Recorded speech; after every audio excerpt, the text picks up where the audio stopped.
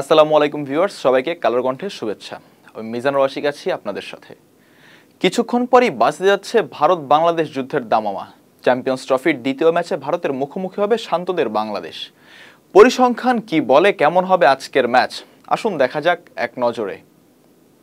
বাংলাদেশ এবং ভারত এখন পর্যন্ত আন্তর্জাতিক ওয়ানডেতে মুখোমুখি হয়েছে কেবল 41 বার, যেখানে ভারতের জয় 32 ম্যাচে আর টাইগারদের জয় 8টি ম্যাচে, এবং পরিত্যক্ত হয়েছে কেবল একটি মাত্র ম্যাচ।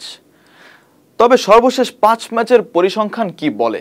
সর্বশেষ 5 ম্যাচে টাইগাররা ভারতের মুখোমুখি হয়েছে 5 বার, যেখানে টাইগারদের জয় 3 ম্যাচে এবং ভারতের জয় 2 ম্যাচে।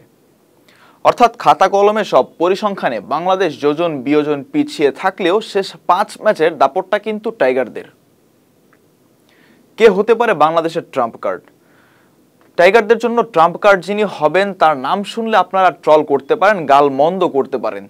বাংলাদেশের জন্য ট্রাম্প কার্ড হতে পারেন টাইগার অধিনায়ক নাজমুল হোসেন শান্ত। সর্বশেষ 5 ওয়ানডেতে শান্তর রানগুলো হলো 122, 40, 1, 47 এবং 76।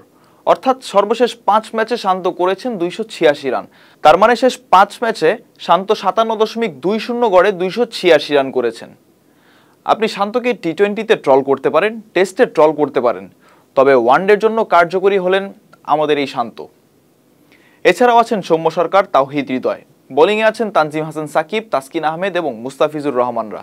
কেমন হবে ম্যাচের ফলাফল? এই ম্যাচে টস একটা বড় ফ্যাক্টর হতে যাচ্ছে, কারণ দুবাইয়ের পিচে দুপুরের সময় অনেক তাপমাত্রা থাকে। সেই সময় পেসাররা তাদের সিম মুভমেন্ট দিয়ে ভালো কিছু করতে পারবে এবং স্পিনাররা মাঝারি ওভারে বল করলে সফলতা পেতে পারেন।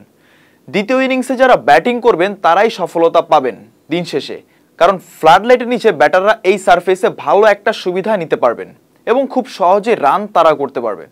সেই ক্ষেত্রে বলা যায় বাংলাদেশকে টস জিতে বোলিং নিতে হবে এবং 4 জন পেসার নিয়ে আজকে মাঠে নামতে হবে, তাহলে ভারতের বিপক্ষে কাঙ্ক্ষিত জয় পাবে টাইগাররা। দর্শক, এই ছিল আজকের মতো। আগামী পর্বে আবারও দেখা হবে। ধন্যবাদ সবাইকে।